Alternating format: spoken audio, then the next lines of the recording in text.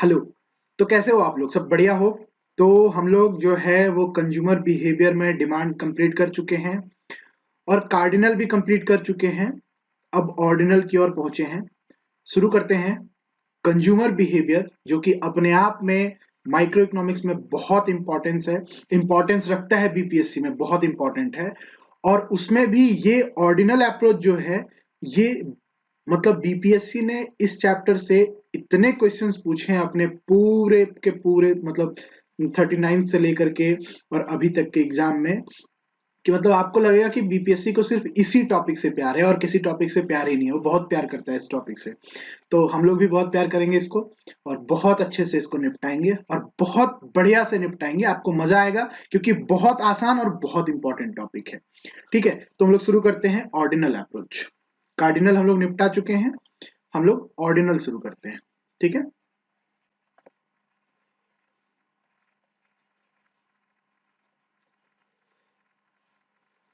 Cardinal का क्या मतलब होता था? कार्डिनल का मतलब वो संख्या जिसको हम लोग न्यूमेरिकल वैल्यू दे सकते हैं। ऑर्डिनल का क्या मतलब है? कि जिसको हम लोग न्यूमेरिकल वैल्यू ना दे करके ऑर्डर में बताए। ठीक है। हम लोग लास्ट क्लास में वैसे देख चुके हैं ये सारा चीज, जितना भी बात है, कि यूटिलिटी को हम कार्डिनली मेजर नहीं कर सकते, यूटिलिटी को हम नंबर्स में मेजर नहीं कर सकते। हम उसको बस ऑर्डर दे सकते हैं कि नहीं, हमको ये ज्यादा पसंद है। एग्जाम्पल, किसी को ताड़ी बहुत पसंद है, किसी को माड़ी बहुत पसंद है, किसी को वोडका बहुत पसंद है, किसी को और शराब का और जो कुछ फ्लेवर होता है, मतलब और कुछ टाइप्स होता है, उसमें से किसी को कुछ पसंद है। तो वो कह सकता है कि नहीं, हमको ये वोडका ज्यादा पसंद अच्छा लगता है इस ताड़ी से। और कुछ लोग कहते हैं नहीं यार, हमको तो देसी ज्यादा पसंद है ये अंग्रेजी शराब से। तो वो बस ऑर्डर कर सकते हैं कि हमको ये ज्यादा पसंद है, ये उससे कम पसंद है। ठीक है। तो ऑर्डिनल अप्रोच इसी की बात करता है। देखिए, ऑर्डिनल अप्रोच में दो थ्योरी बहुत इंपॉर्टेंट है। एक आईसी, अब जितने भी इस चैप्टर में इंडिफरेंस कर्व थ्योरी के जो चैप्टर हैं उसमें जब भी हम बात करेंगे तो हम जनरली आईसी ही उसको बोलेंगे। तो ये आप लोग ध्यान में रखिएगा।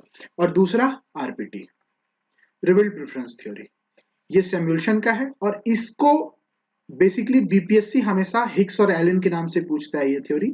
और इसको मतलब सच में हिक्स और एलन ने ही जिंदा किया है इस सब, मतलब इस थ्योरी को। इसके पहले बहुत सारे इकोनॉमिस्ट थे जिन्होंने इसके बारे में बात किया था, लेकिन इसको मतलब वो कहते हैं ना कि आदमी बना दिया। तो वो दोनों ऐसे इंसान थे जिसने मतलब इसको थ्योरी बना दिया।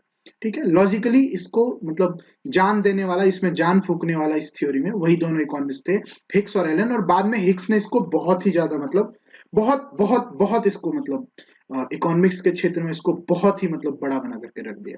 तो हिक्स को ज्यादा क्रेडिट जाता है इंडिफरेंस कर्व थ्योरी के ऊपर काम करने का। ठीक है। अभी तक हम लोग जितना भी थ्योरी पढ़ते आ रहे थे, डिमांड पढ़े, सप्लाई पढ़े, डिमिनिशिंग मार्जिनल यूटिलिटी पढ़े, कार्डिनल यूटिलिटी पढ़े, हम देखते थे कि प्राइस और गुड्स के बीच में क्या रिलेशन है। ठीक है। प्राइस और गुड्स के बीच का रिलेशन देखते थे। इंडिफरेंस कर्व थ्योरी थोड़ा अलग है। इंडिफरेंस कर्व थ्योरी जो है वो प्राइस और गुड्स का रिलेशनशिप ना देख करके ये थ्योरी दो गुड्स के बारे में बात करती है। इसका मतलब है कि जब हम ग्राफ बनाएंगे और ग्राफ पे काम करेंगे, ये आईसी है, इसको इंडिफरेंस कर्व कहते हैं। तो इस पे जो बात होगा ना, पहले हम लोग क्या करते थे कि इस कॉलम पे यहां पे हम लोग प्राइस लेते थे और यहां पे हम लोग गुड लेते थे। ठीक है। ये जो ग्राफ एक्स वाई ग्राफ है, इस पे हम लोग ये दो कॉलम लेते थे। लेकिन इंडिफरेंस कर्व थ्योरी थोड़ा अलग है और इंडिफरेंस कर्व थ्योरी जो है वो प्राइस और गुड के बीच का रिलेशन ना लेकर के ये थोड़ा हट के काम करता है। ये गुड, दो गुड यानी कि गुड वाई और गुड एक्स के बारे को लेकर के, दो वस्तुओं को लेकर के बात करता है। देखिए, प्रैक्टिकल लाइफ में इंडिफरेंस कर्व थ्योरी अपने शुरू के अजम्पशंस में ये बात करता है कि एक उपभोक्ता, एक कंज्यूमर बहुत सारे गुड्स पे अपना प्रेफरेंस दे सकता है कि नहीं ये। लेकिन जब भी हम ये टू डायमेंशनल ग्राफ पे जब हम काम करते हैं, जब हम ये एक्स वाई ग्राफ पे काम करते हैं, तो हमें सिर्फ दो वस्तुओं को लेकर के ही काम करना होगा। क्योंकि अगर दो वस्तु से ज्यादा वस्तुओं को लेकर के हम ग्राफ बनाएंगे तो वो बहुत कॉम्प्लिकेटेड हो जाएगा और उसको कर पाना थोड़ा मुश्किल, थोड़ा डिफिकल्ट हो जाता है। ठीक है। इसीलिए जब भी हम इस एक्स वाई ग्राफ पे काम करेंगे तो हमें दो वस्तुओं, इंडिफरेंस कर्व थ्योरी दो वस्तुओं की जगह पे बास्केट ऑफ गुड्स की बात करता है। मतलब एक बाल्टी है जिसमें दारू भरा पड़ा है, और उस दारू में मतलब वो कॉकटेल मॉकटेल जो भी होता है वो है। जैसे ये देखिए, ये बाल्टी है, कहाँ गया मेरा बाल्टी, हाँ ये बाल्टी है, ये बास्केट ऑफ द गुड है। इसमें बहुत सारा दारू रखा हुआ है, कुछ एक्स है कुछ वाई है, ठीक है। मतलब कुछ वोडका है, कुछ देसी है, कुछ माड़ी है, कुछ ताड़ी है, और इसको उसने कह दिया है गुड एक्स, ठीक है। मतलब ये बास्केट ऑफ द गुड्स है, मतलब वस्तुओं का एक थैला है, समझ गए ना। तो इंडिफरेंस कर्व थ्योरी एक वस्तु की जगह पे वो बास्केट ऑफ गुड्स की बात करता है। तो गुड वाई, इसका मतलब गुड वाई में बहुत सारे वस्तु पहले से हैं, और गुड एक्स जिसमें बहुत सारे वस्तु पहले से हैं। लेकिन ध्यान रखिएगा, इतना ज्यादा कॉम्प्लिकेटेड करने की जरूरत नहीं है थ्योरी। आप सिर्फ ये मान के चलिए कि गुड एक्स और गुड वाई सिर्फ दो वस्तु है, ठीक है। वही जो कोटा में हमें चावल और गेहूं मिलता है वही है, उसके अलावा कुछ नहीं है हमारे पास। बहुत अमीर है हम लोग कोटा से चावल और गेहूं लेकर के खाना खाते हैं और जिंदा रहते हैं किसी तरह से। अब इंडिफरेंस कर्व थ्योरी क्या कहता है कि जैसे ये एक कंडीशन है, ठीक है, ये कंडीशन ए है, यहां पे मान लेते हैं, और एक ये कंडीशन है, ये दो कंडीशन या दो सिचुएशन हम जो कहें, ये दो सिचुएशन है। ये क्या कहता है कि यहां पे उपभोक्ता जो है, जब वो इक्विलिब्रियम में है, जब वो साम्यावस्था की स्थिति में है, तो वो एक्स वाई को इतना और एक्स को इतना ले रहा है, ठीक है। और अगर उसको x लेना है, x को बढ़ाना है, तो उसको y को घटाना होगा। अब देखिए इस ग्राफ में जब हम यहां जाते हैं तो ये हमारा एक्स वाई है, और वहीं अगर हम y को थोड़ा बढ़ाते हैं, मान के चलिए अगर थोड़ा सा अगर हम इसको न्यूमेरिकल वैल्यू दे दें ताकि समझने में हम लोग को मजा आए थोड़ा, तो ये मान के चलते हैं कि ये यहाँ पे 6 यूनिट और 4 यूनिट है। एक कंडीशन, एक सिचुएशन ये है कि जब उपभोक्ता ए पे है, तो ए पे क्या कर रहा है कि वो 6 यूनिट वाई और 4 यूनिट एक्स को कंज्यूम कर रहा है। अगर वो एक्स का कंजम्पशन बढ़ाना चाहता है, क्यों बढ़ाना चाहता है, आप लोग कमेंट करके बताइए क्यों बढ़ाना चाहता है। वीडियो को पॉज कीजिए और बताइए। अब हम बताते हैं, वो इसलिए बढ़ाना चाहता है क्यों, क्योंकि उसको एक्स से ज्यादा मार्जिनल यूटिलिटी मिल रहा है ना। हम लोग कब किसी भी चीज का कंजम्पशन बढ़ाना चाहते हैं, जब हमको उसमें M U X is equal greater than P X हो, M U X greater than P X हो। यही तो वो सिचुएशन है जब उसको वो किसी भी चीज का कंजम्पशन बढ़ाना चाहेगा, है ना। तो जब वो एक्स का कंजम्पशन 4 से 5 यूनिट की ओर जा रहा है, तो यहां पे देखिए ये ग्राफ ये शो कर रहा है कि इसको वाई को छोड़ना होगा, एक्स को बढ़ाने के लिए इसको वाई को छोड़ना होगा। इसलिए दुनिया में सबसे परम सत्य यही है कि अगर आपको कुछ पाना है तो कुछ खोना होगा, ठीक है। तो 6 से उसको 5वां यूनिट पे आना पड़ता है ना। तो indifference curve theory, Higgs specially ये बात कहते हैं कि जो कंसेप्ट हम लोग मार्जिनल यूटिलिटी की देखने आ रहे थे, कि मतलब मार्जिनल यूटिलिटी का जो बात करता था पूरा कार्डिनल थ्योरी, उस चीज की जगह पे ये कहते हैं कि मार्जिनल यूटिलिटी नहीं, हम यहाँ पे मार्जिनल रेट ऑफ सब्स्टिट्यूशन की बात करेंगे। रेट ऑफ सब्स्टिट्यूशन की बात करेंगे मतलब प्रतिस्थापन की बात करते हैं कि मतलब एक मतलब किसी भी एक प्रॉपर गुड यानी कि गुड एक्स के कुछ मतलब कुछ उसको बढ़ाने के लिए 4 यूनिट से 5 यूनिट करने के लिए हमको एक्स को छोड़ना पड़ता है। मतलब एक के वस्तु की जगह दूसरे वस्तु को हम सब्स्टिट्यूट कर रहे हैं, वाई का एक यूनिट छोड़ रहे हैं, उसके जगह पे एक्स का एक यूनिट को हम सब्स्टिट्यूट कर रहे हैं। तो इस थ्योरी, ये अभी सिर्फ हम एक इंट्रोडक्शन दे रहे हैं सब्जेक्ट का, ज्यादा परेशान मत हो जाइए कि सारा कंसेप्ट यहीं पे एक ही ग्राफ में समझ लेंगे क्या, नहीं ऐसा नहीं है। अभी इंडिफरेंस कर्व थ्योरी बहुत लंबा पढ़ने वाले हैं हम लोग, तो बस हम आपको एक इंट्रोडक्शन दे रहे हैं कि थ्योरी बात क्या करता है। तो ये थ्योरी ये कहता है कि एमयू नहीं, मार्जिनल यूटिलिटी का जो कंसेप्ट है वो बहुत फालतू कंसेप्ट है, वो बहुत बेकार कंसेप्ट है, ऐसा हिग्स कहते हैं। और वो कहते हैं कि नहीं, हम एमयू की जगह पे एमआरएस ऑफ एक्स वाई की बात करेंगे, ठीक है। और तीसरा एक चीज कहता है, वो ये कहता है कि हम जब कॉम्बिनेशन ए पर हैं, ये अगर कॉम्बिनेशन ए है तो इस सिचुएशन पे देखिए, इस सिचुएशन पे देखिए ये भी तो एक बंडल ही रिप्रेजेंट कर रहा है ना, कि 6 यूनिट ऑफ वाई और 4 यूनिट ऑफ एक्स, ठीक है। तो हमेशा indifference curve theory bundle of goods यानी बास्केट ऑफ गुड्स की बात करता है। ठीक है, वही मॉकटेल जिसमें 6-7 तरह के दारू मिला हुआ है। यहाँ पे हम क्योंकि एक्स वाई ग्राफ पे काम कर रहे हैं तो हम कॉकटेल की बात करेंगे, सिर्फ 2 ही दारू मिला हुआ है। ठीक है, अब थोड़ा वैसे भी सब्जेक्ट को, टॉपिक को हमेशा उसके औकात के अनुसार ट्रीट करना चाहिए। तो जो इंडिफरेंस कर्व थ्योरी हम लोग स्टार्ट करने जा रहे हैं आज की मतलब टॉपिक में,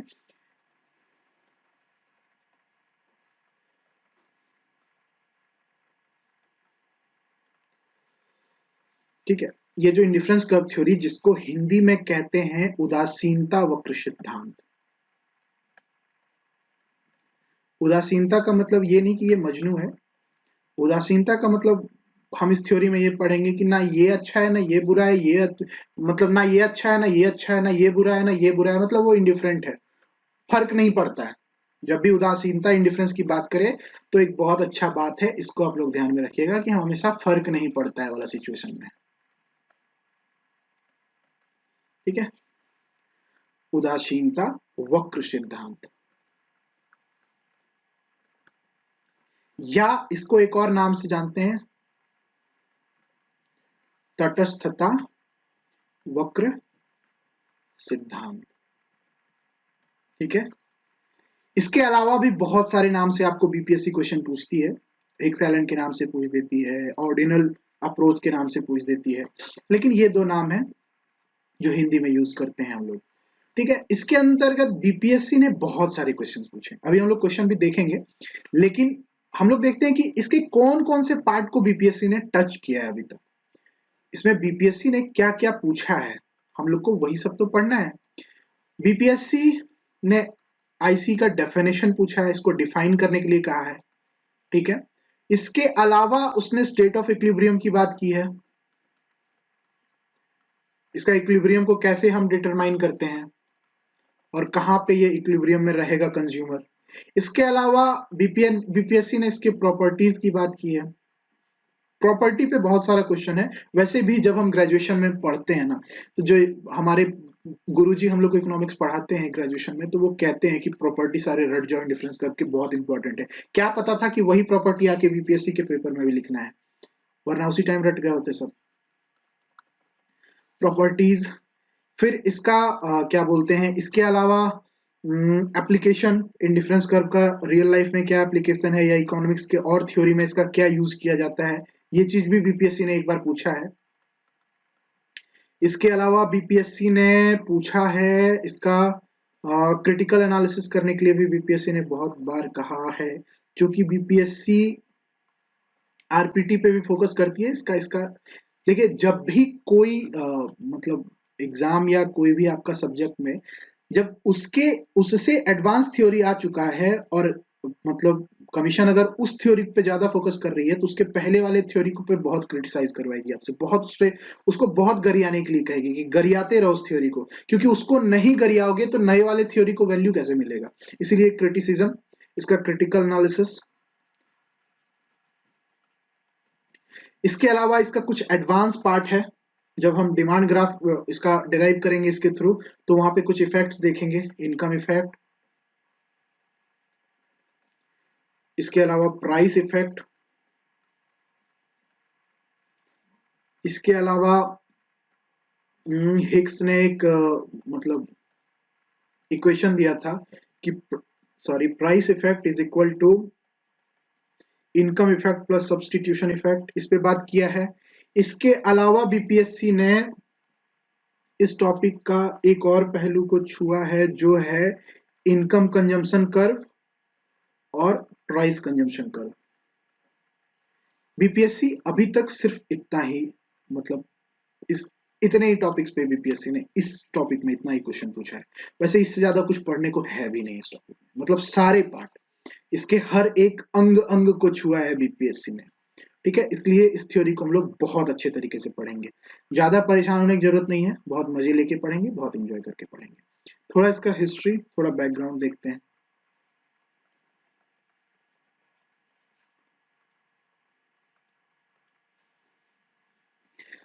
सबसे पहले इस थ्योरी की जो बात करने वाले इकोनॉमिस्ट थे, उनका नाम था एजवर्थ। एजवर्थ ने इसको दिया था 1881 में।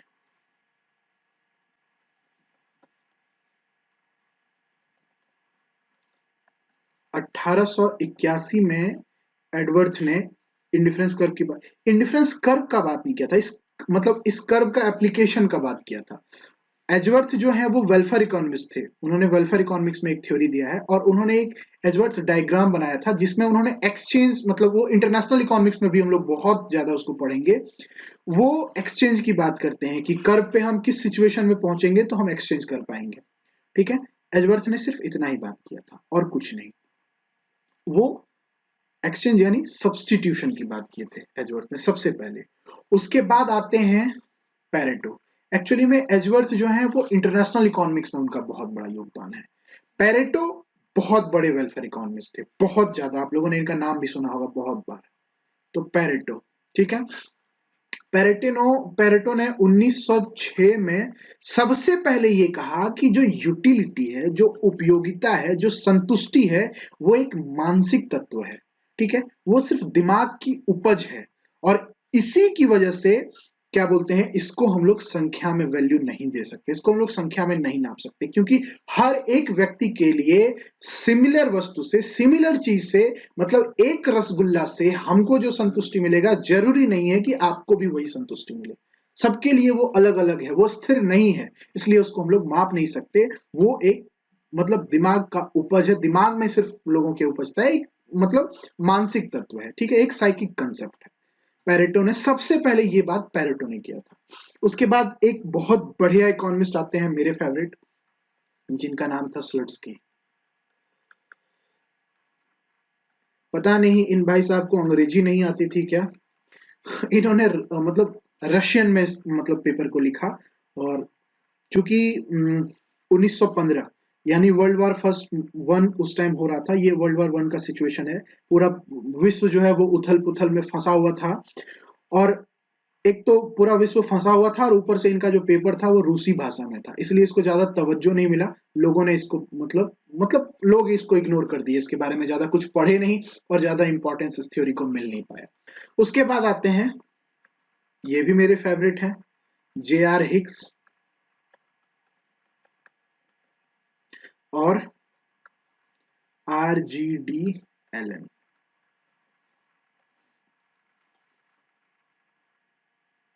एक पेपर पब्लिश करते हैं ये लोग, इकोनॉमिका का जो मतलब जर्नल था, उसमें पेपर का नाम था अ रिकंस्ट्रक्शन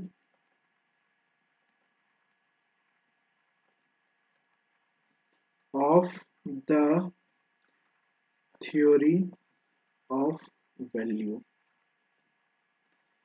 ये पेपर पब्लिश करते हैं 1934 में और बिल्कुल भूचाल सा आ जाता है, यूटिलिटी थ्योरी और कंज्यूमर बिहेवियर में बिल्कुल भूचाल सा आ जाता है।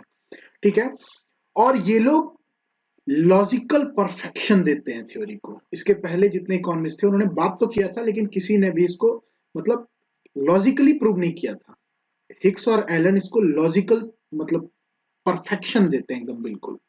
और फिर बाद में हिक्स अपने बुक में, जो हिक्स की किताब है, एक किताब है वैल्यू एंड कैपिटल, ये 1939 में बुक आया था। इसमें आईसी को बहुत बड़ा मतलब प्लेस दे देते हैं।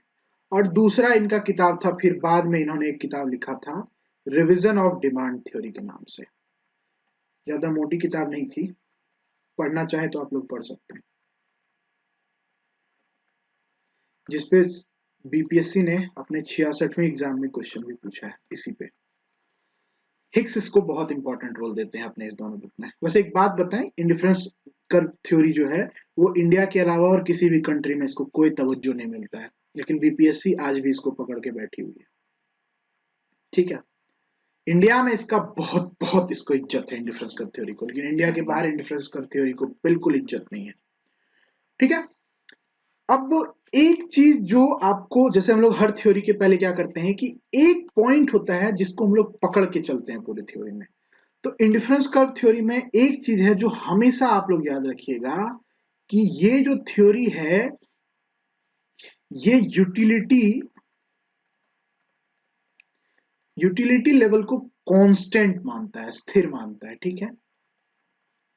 और अलग अलग मतलब जो इंडिफरेंस कर्व है, वो जितना इंडिफरेंस कर्व हम लोग बनाते जाएंगे, IC1, IC2, IC3, ये यूटिलिटी कांस्टेंट है, मतलब इस कर्व पे उसको सिमिलर यूटिलिटी मिलेगा, वो कंज्यूमर कहीं भी हो, पूरे इस कर्व पे वो कहीं भी होगा उसको सिमिलर मिलेगा।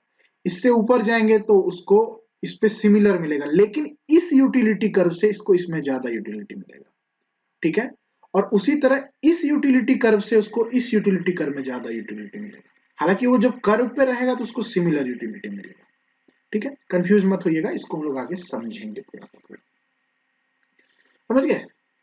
इसीलिए हायर इंडिफरेंस कर्व जो होता है, जो इंडिफरेंस कर्व जितना ऊपर होगा वो उतना आपको यूटिलिटी देगा, ठीक है। इससे ज्यादा इसमें मिलेगा, इससे ज्यादा इसमें मिलेगा।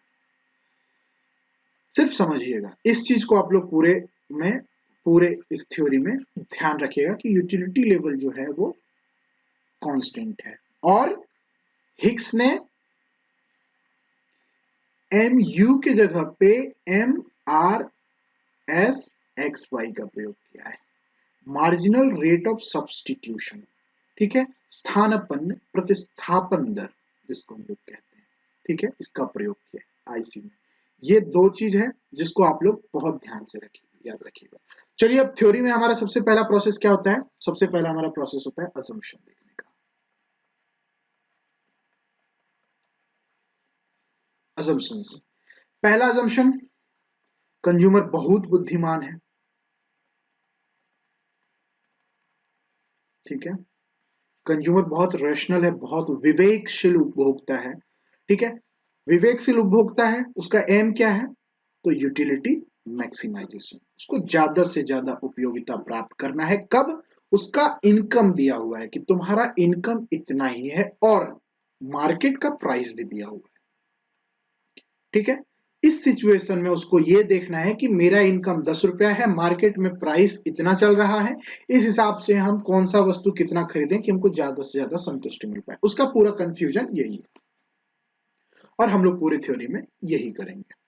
Utility maximization given his income and market price, यहां पे हम लिख देते हैं, ठीक है। कि इसका कलर चेंज करके लिखते हैं, काम करते हैं। एम, एम क्या है?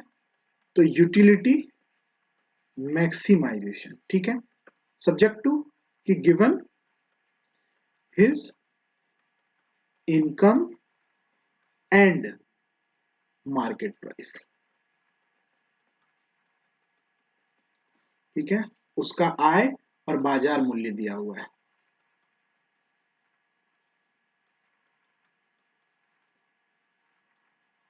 ठीक है, ये दिया हुआ है।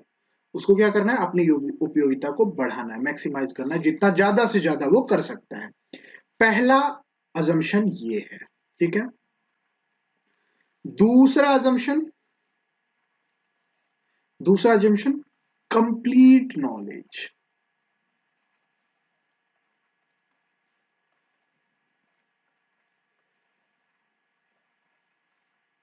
कंप्लीट नॉलेज, पूर्ण जानकारी, ठीक है, पूर्ण जानकारी किस चीज का?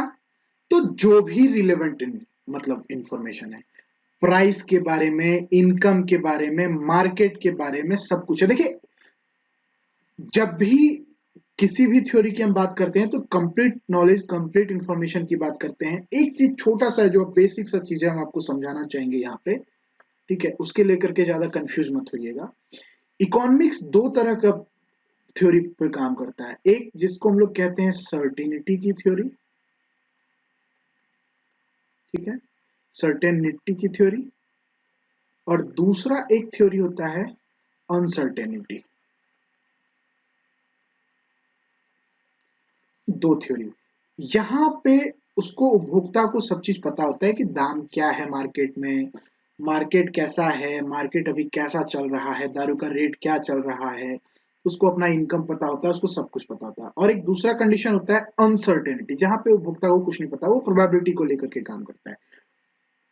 खैर मनाइए कि बीपीएससी ने अभी तक इकोनॉमिक्स के इस पहलू को, कंज्यूमर बिहेवियर के इस पहलू को अभी तक टच नहीं किया है बीपीएससी ने। अदरवाइज आप लोग को प्रोबेबिलिटी की थ्योरी पे बहुत काम करना पड़ता। ठीक है, खैर कोई नहीं। तो सर्टेनिटी की थ्योरी पे हम लोग काम करेंगे। जब भी हम लोग सर्टेनिटी की बात करेंगे तो ध्यान रखिएगा कि उपभोक्ता को दाम वाम सब कुछ पता है, उसका टेस्ट पता है, उसको पता है कि इससे हमको कितना संतुष्टि मिलता है, उसको सब कुछ पता है। आप एक रसगुल्ला खाते हैं, रसगुल्ला का क्या फायदा है, क्या नुकसान है, उसको पता है। मतलब अब डॉक्टर के लेवल का नहीं पता है, लेकिन है। ठीक है, जितना जरूरत है, जितना रिलेवेंट है, उतना उसको पता है। मोस्ट इंपॉर्टेंट अजम्पशन कि यूटिलिटी इज ऑर्डिनल, ये सबसे इंपॉर्टेंट इसका अजम्पशन है कि यूटिलिटी जो है वो कार्डिनल ना होकर के ऑर्डिनल है। ऑर्डिनल का मतलब क्या है कि कैन रैंक हर प्रेफरेंसेस, वो अपने प्रेफरेंसेस को रैंक कर सकता है। ठीक है, वो डिफरेंट बास्केट ऑफ गुड्स को ऑर्डर कर सकता है। ठीक है, देखिए एक चीज हम आपको बताते हैं कि डिफरेंट लोगों का प्रेफरेंस हमेशा एक दूसरे से डिफर करता है। अलग अलग लोगों का प्रेफरेंस हमेशा डिफर करता है एक दूसरे से। एग्जाम्पल, किसी को व्हाइट शर्ट पसंद है तो किसी को ब्लैक शर्ट पसंद है ना। लोगों का प्रेफरेंस डिफर किया ना एक दूसरे से। अब देखिए दुनिया में सिर्फ व्हाइट ब्लैक है नहीं, तो इसीलिए हम ज्यादा ये टू डायमेंशनल जो है, टू डायमेंशनल जो हम लोग ग्राफ बना रहे हैं, तो इस पे ज्यादा हम ये वो दिस दैट करके नहीं फंसना चाहेंगे। इसीलिए हम पहले ही डिस्कस कर चुके हैं कि हम गुड्स की जगह बास्केट ऑफ गुड्स लेंगे। आप बास्केट ऑफ गुड्स को भी गुड्स ही मान करके चलिएगा। ठीक है, एक चीज हम आपको बताते हैं, बास्केट ऑफ गुड्स समझ लीजिए, थोड़ा ज्यादा कंफ्यूज मत होइए।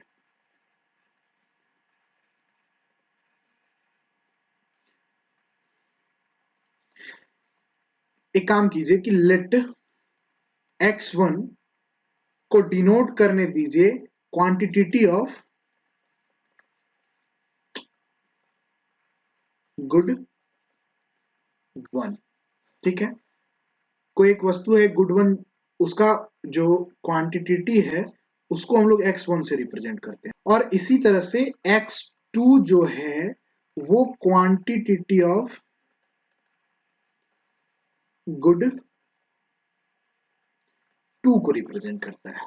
ठीक है, और इसी तरह से y1 भी है और y2 भी है, जिस तरह से गुड x1 और x2 है। ठीक है, इसी तरह से सिमिलर। अब देखिए,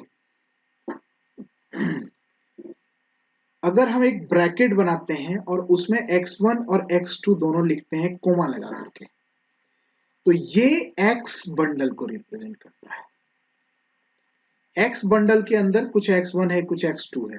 ठीक है, और इसी तरह से y1 और y2 जो है वो y बंडल को रिप्रेजेंट करता है।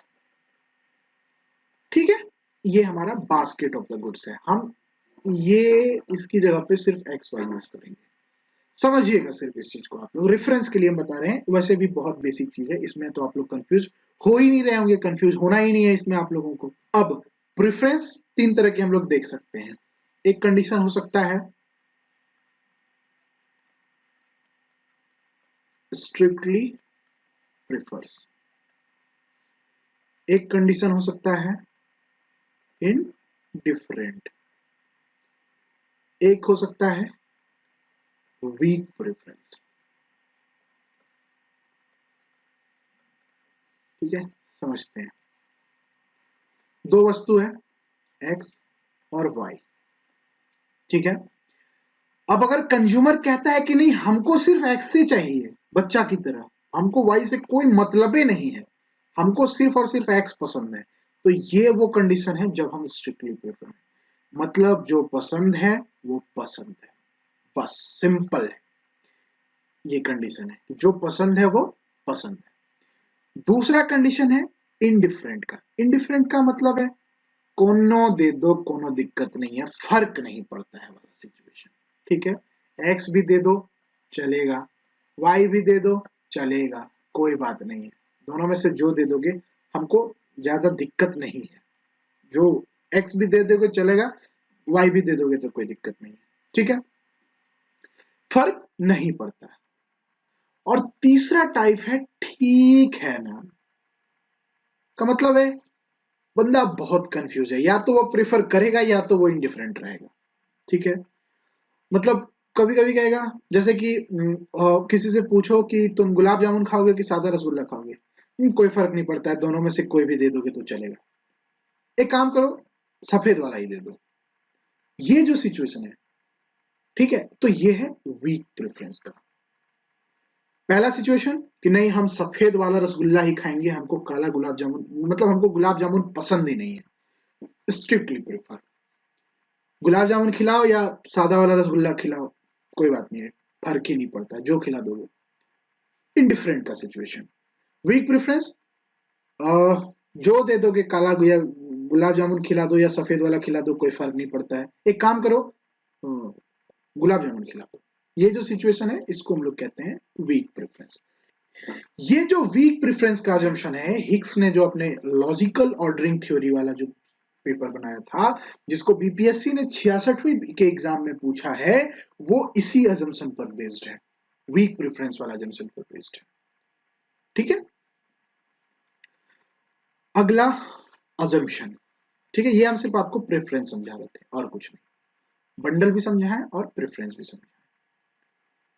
अब हम लोग कार्डिनल में क्या देखे थे, डिमिनिशिंग मार्जिनल यूटिलिटी। यहां पे तो मार्जिनल यूटिलिटी का कंसेप्ट यूज नहीं करता है, तो क्या यूज करता है, मार्जिनल रेट ऑफ सब्स्टिट्यूशन, घटती सीमांत प्रतिस्थापन दर, यानी कि डिमिनिशिंग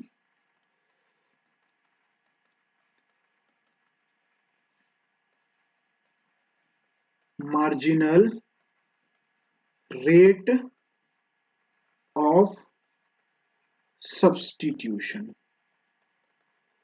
इसको कहते हैं हिंदी में कि घटती सीमांत प्रतिस्थापन दर। ठीक है, ये अजम्पशन है इसका कि जो MRS है वो घटता जा रहा है। थोड़ा समझते हैं, ठीक है।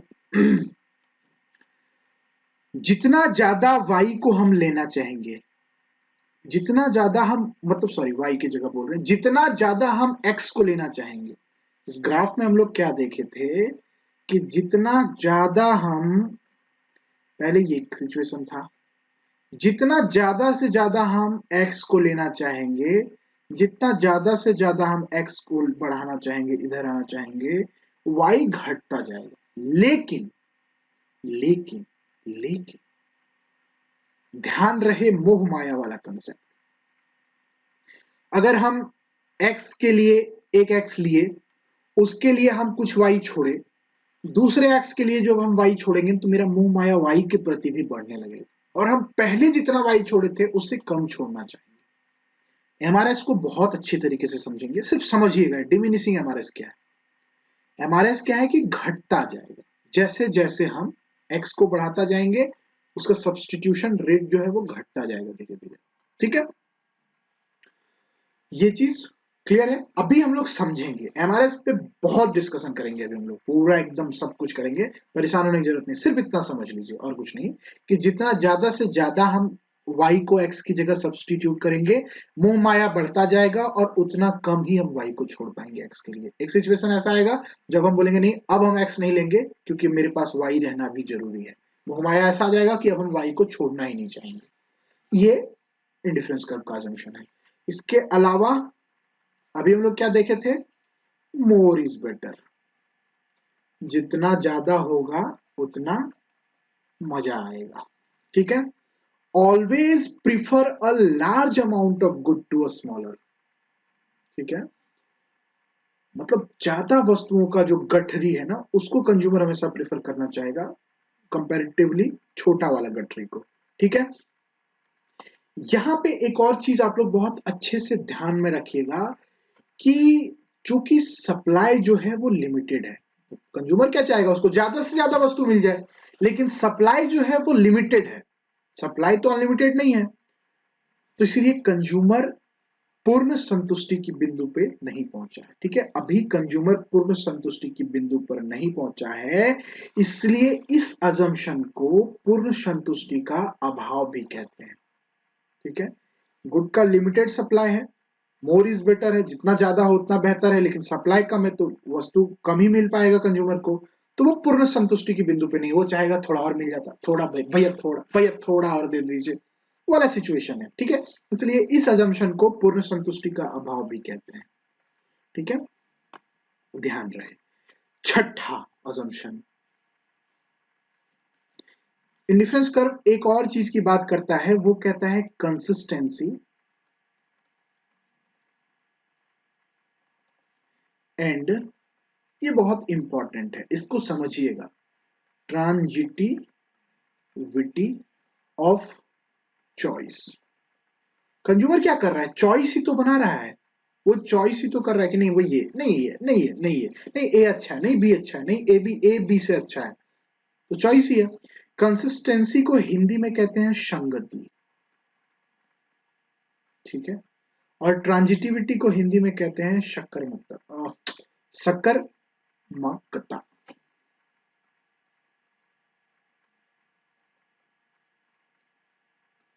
सकर्मकता, ठीक है, ये इसको हिंदी में कहते हैं। एक एक करके दोनों को समझते हैं। नया वर्ड है कंसिस्टेंसी।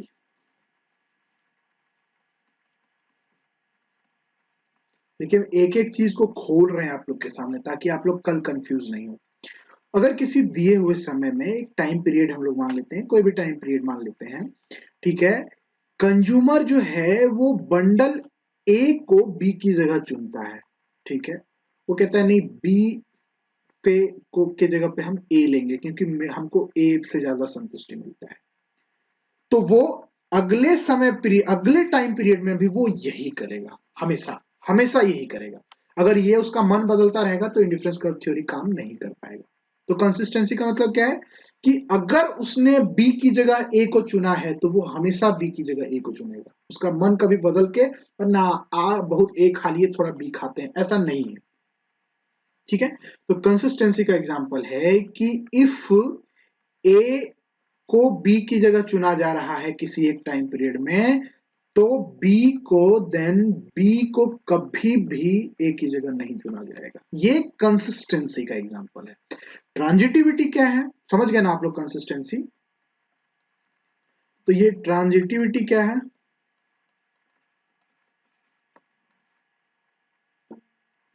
ट्रांजिटिविटी क्या है, देखिए अगर कंज्यूमर कहता है कि ए बी से अच्छा है और बी सी से अच्छा है, अगर कह रहा है कि बंडल ए जो है वो बी से अच्छा है, वस्तु ए जो है वो बी से अच्छा है और बी जो है वो सी से अच्छा है, तो इसका मतलब है वो ऑटोमेटिकली ये चीज डिक्लेयर कर रहा है कि ए जो है वो सी से अच्छा है। तीन वस्तु है, समोसा, रसगुल्ला और पकौड़ी। मानते हैं ए जो है वो है समोसा, बी जो है वो है रसगुल्ला और सी जो है वो मानते हैं कि पकौड़ी है, जो अभी हम लोग को सरकार कहती भी है बेरोजगार युवाओं को कि पकौड़ा बेचिए। ये तीन वस्तु है। अगर उपभोक्ता ये कहता है कि रसगुल्ला से अच्छा तो सिंघड़वे है और वो ये भी कहता है कि पकौड़ी से अच्छा तो रसगुल्ला है, मतलब वो ये कह रहा है कि पकौड़ी से अच्छा रसगुल्ला है और रसगुल्ला से अच्छा सिंघाड़ा है, इसका मतलब वो ऑटोमेटिकली ये चीज डिक्लेयर कर रहा है कि पकौड़ी से बढ़िया सिंघाड़ा है। ये ट्रांजिटिविटी का एग्जांपल है, समझ गए ना। तो ये इसका छठा एग्जाम्पल है। सातवां एग्जाम्पल सिंपल छोटा, हम लोग बात किए थे कार्डिनल में, यही प्रॉब्लम था कि ऐसी वस्तुओं का क्या जो वस्तुएं को विभाजित नहीं कर सकते। ठीक है, तो ये दोनों ही वस्तुओं के बारे में बात करता है, डिविजिबल एंड होमोजेनियस। होमोजेनियस का मतलब होता है समरूप, एक जैसा वस्तु। ठीक है, हिंदी में अगर इसको लिखना चाहे तो विभाजित और समरूप वस्तु।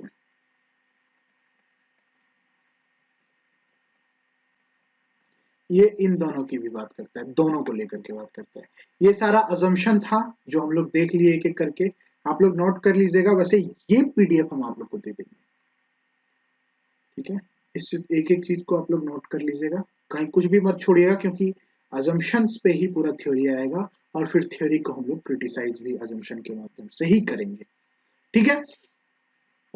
अब क्या हमारा टॉपिक होना चाहिए अजम्पशन के बाद? तो अजम्पशन के बाद होना चाहिए इक्विलिब्रियम।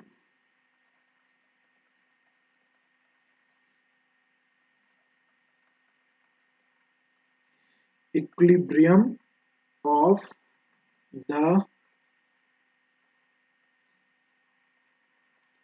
कंज्यूमर।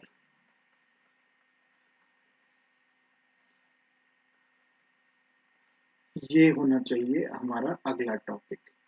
इक्विलिब्रियम हम आईसी के थ्रू देखेंगे, लेकिन लेकिन लेकिन पहले एक चीज हम आपको बताएं कि ये इक्विलिब्रियम ऑफ द कंज्यूमर का मतलब क्या होगा, कि कंज्यूमर का वो उस बंडल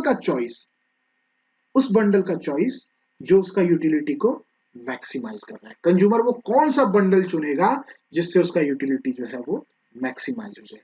लेकिन ध्यान रखिए, इस चीज को डिस्कस करने से पहले हम तीन कंसेप्ट को डिस्कस करेंगे। एक हम डिस्कस करेंगे कि ये इंडिफरेंस कर्व क्या है, ठीक है।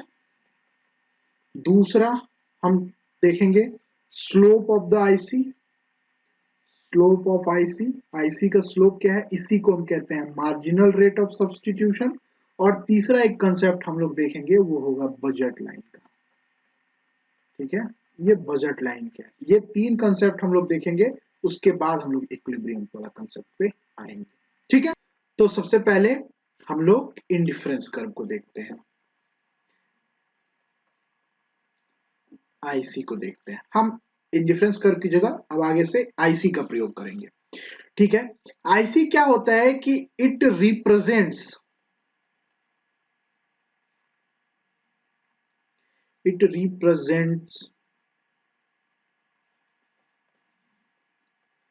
all those combination of goods,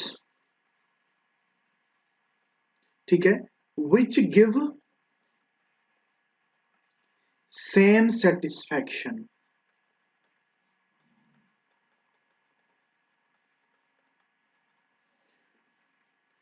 to the consumer।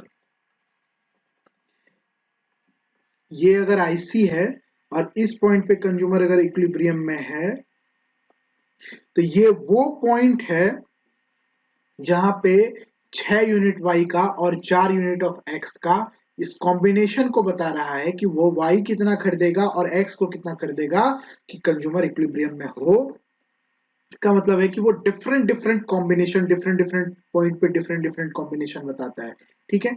इसका मतलब ये कर्व उस चीज को रिप्रेजेंट करता है कि उपभोक्ता अगर किसी एक आईसी के ऊपर है तो वो आईसी सिर्फ डिफरेंट डिफरेंट कॉम्बिनेशन बताएगा उसी यूटिलिटी लेवल पे रहने के लिए। Same satisfaction, utility level constant, तो यूटिलिटी उसी सेम, जैसे 10 यूटिल्स अगर उसको यूटिलिटी मिल रहा है कार्डिनल टर्म्स में अगर देखे, तो उसी 10 यूटिल्स को प्राप्त करने के लिए कंज्यूमर कौन कौन सा कॉम्बिनेशन वाई का प्रयोग ले सकता है। वो 6-4 ले सकता है, 6 वाई का और 4 क्या बोलते हैं एक्स का, वो 5 यूनिट वाई का और 5 यूनिट एक्स का ले सकता है। इसी तरह का कॉम्बिनेशन अभी देखते हैं, अभी टेबल बना के समझते हैं। सिर्फ इस जो डेफिनेशन हम 3 लाइन का लिखे हैं उसको समझिए, ठीक है। वो आईसी यही करता है, ठीक है। अब देखिए, चूंकि आईसी पर जितना पॉइंट है, जितना पॉइंट आईसी, एक आईसी के ऊपर जितने भी पॉइंट हम बनाएंगे सब एक ही लेवल का सेटिस्फैक्शन दे रहा है।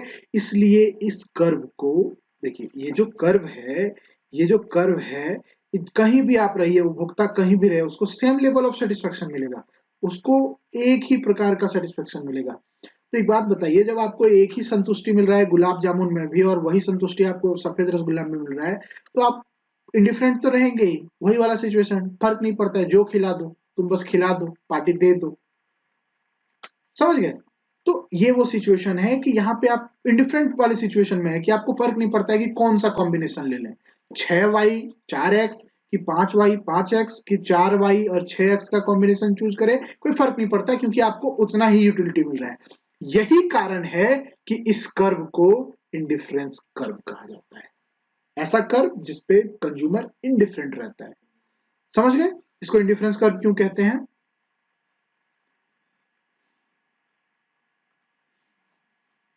अब देखिए, समझने के लिए ना पहले एक इंडिफरेंस शेड्यूल बनाते हैं। ध्यान रखिएगा, ये एक इंडिफरेंस शेड्यूल है। एक काम करते हैं, एक नहीं दो बनाते हैं।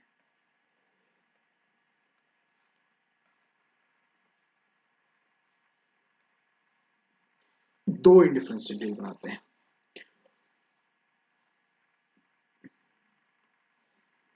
बेटर समझ पाएंगे। ठीक है, दो गुड लेते हैं।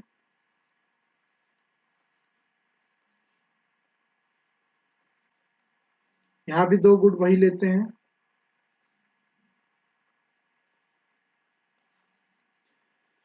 मानते हैं कि उपभोक्ता पहला सिचुएशन में एक एक्स को कंज्यूम कर रहा है और 12 यूनिट वाई को कंज्यूम कर रहा है। अब हम उपभोक्ता से पूछेंगे कि एक काम करो, एक्स को 1 यूनिट बढ़ाओ और इस एक्स को 1 यूनिट बढ़ाने के लिए तुम वाई को कितना यूनिट खर्च कर सकता है? उपभोक्ता कहता है भैया हम 4 यूनिट खर्च कर देंगे, मान के चलते हैं। तो अब वो कितना है, 2 यूनिट एक्स का ले रहा है और 8 यूनिट वो वाई का ले रहा है। हम कहते हैं 1 यूनिट और एक्स को बढ़ाओ, अब कितना करोगे? कहता है भैया अब भी कम करना होगा, तो एक काम करते हैं, अब हम 4 नहीं, अब हम सिर्फ 3 ही यूनिट दे पाएंगे क्योंकि वाई भी रखना जरूरी है। तो वो अब 4 की जगह 3 यूनिट खर्च कर रहा है वाई का, 1 यूनिट एक्स को बढ़ाने के लिए। तो अब वो सिचुएशन में है कि 3 यूनिट वो एक्स का ले रहा है और 5 यूनिट वो वाई का ले रहा है। एक बार और कहते हैं कि एक काम करो, एक और एक्स बढ़ा दो, तुम 4x खरीद लो, अब कितना तुम वाई को छोड़ना चाहेगा? तो कहता है भैया क्या आप सब वाई हम छोड़ ही दें, एक्स से ले लें, वाई को नहीं लें? कहते हैं ले लो। कहता है ठीक है, एक काम करते हैं, अब 2 यूनिट हम छोड़ पाएंगे। अब तो वो 5 3 करता है। अब उसके पास 4x और 3y का कॉम्बिनेशन है। कहते हैं एक काम कर, 1 यूनिट और। कहता है नहीं भैया आप नहीं लेंगे। बोलते नहीं ले लो ना 1 यूनिट और।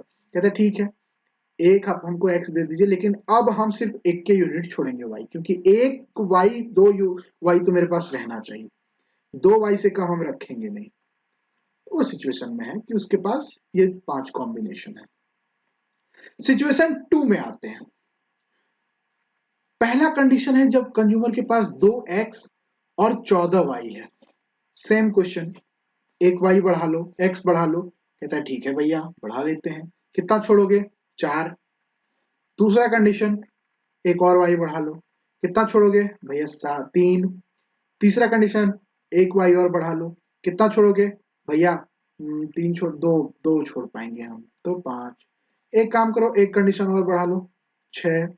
अब कितना छोड़ पाओगे भैया? अब हम एक ही छोड़ पाएंगे, तो 4। ये 2 कंडीशन है। ठीक है, यहां से अगर हम कॉम्बिनेशन बनाना चाहे, यहां से अगर हम कॉम्बिनेशन इसको बना करके लिखना चाहें तो वो लिखते हैं हम, लेकिन उसके पहले समझते हैं, क्योंकि यहाँ पे एक चीज कि देखिए, ये जो इंडिफरेंस कर्व है,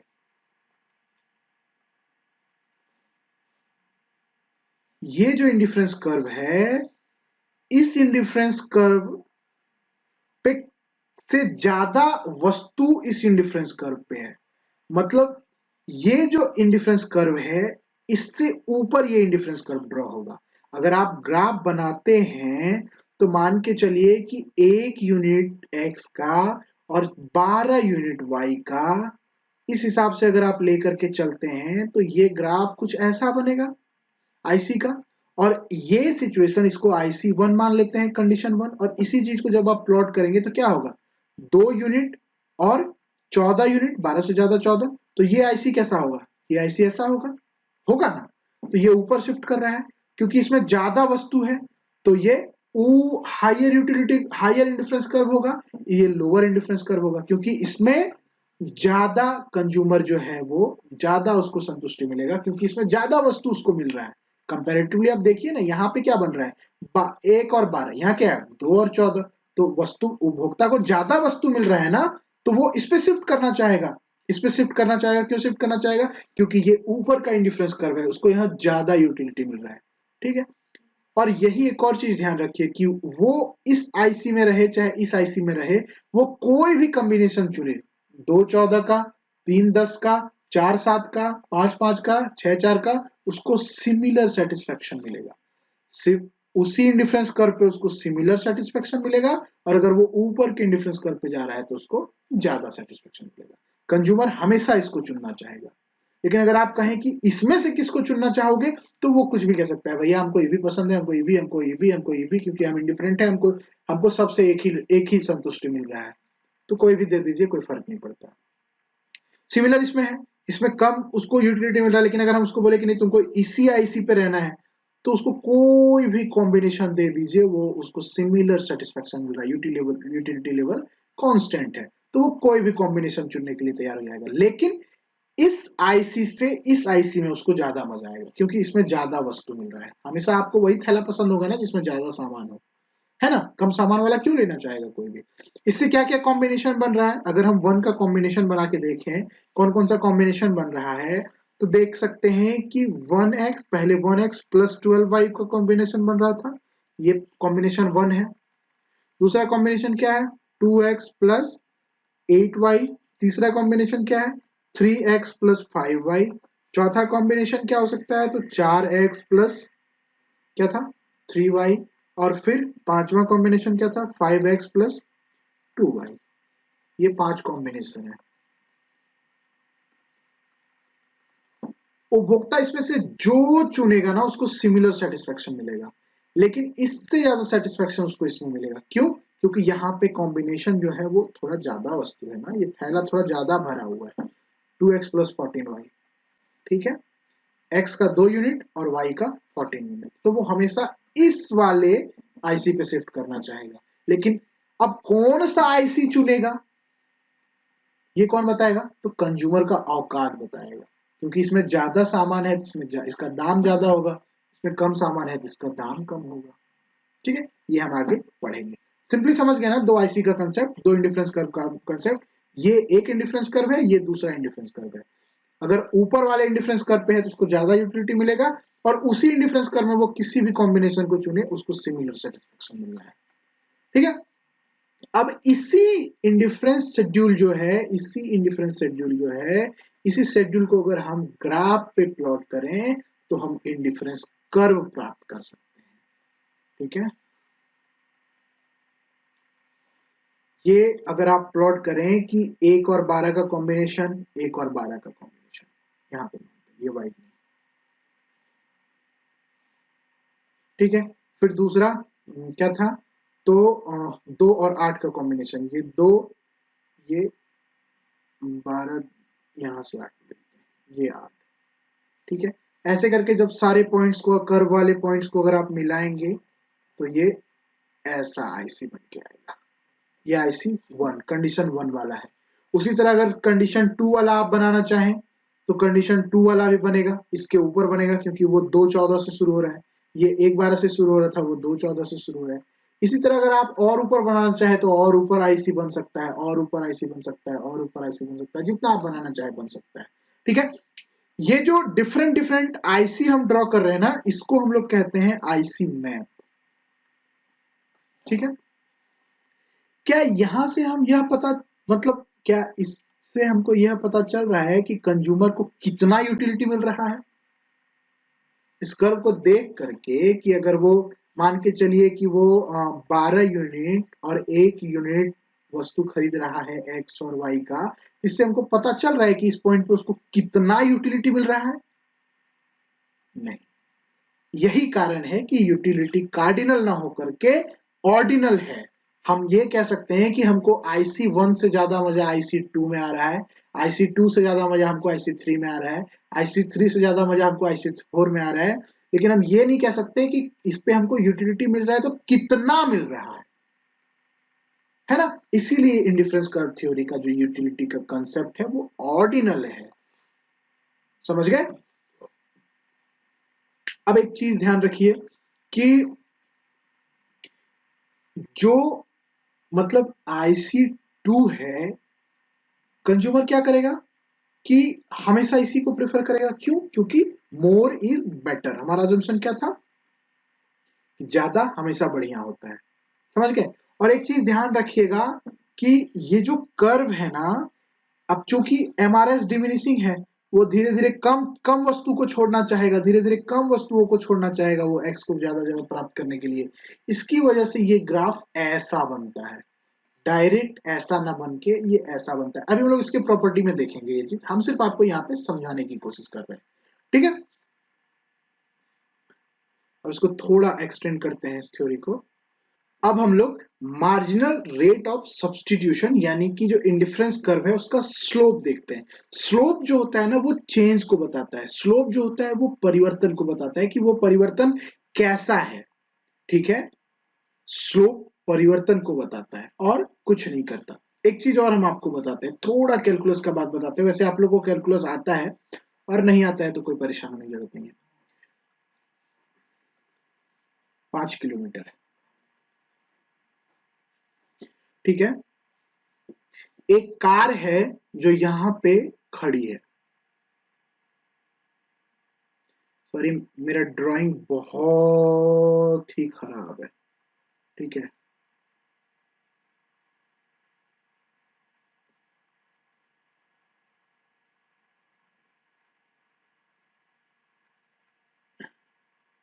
ये एक कार है जो यहाँ पे खड़ी है और ये कार चलती है और ये 5 किलोमीटर का दूरी तय करके और यहाँ पे पहुंच जाती है। ठीक है,